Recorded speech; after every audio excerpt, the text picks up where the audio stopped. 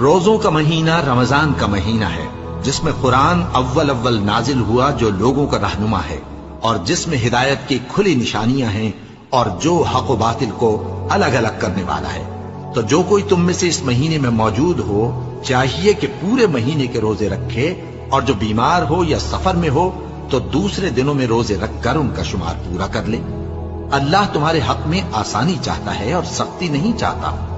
اور یہ آسانی کا حکم اس لیے دیا گیا ہے کہ تم روزوں کا شمار پورا کر لو، اور اس احسان کے بدلے کہ اللہ نے تم کو ہدایت بخشی ہے تم اس کو بزرگی سے یاد کرو اور اس کا شکر کرو۔ اور اے پیغمبر، جب تم سے میرے بندے میرے بارے میں دریافت کریں تو انہیں معلوم ہو کہ میں تو تمہارے پاس ہی ہوں۔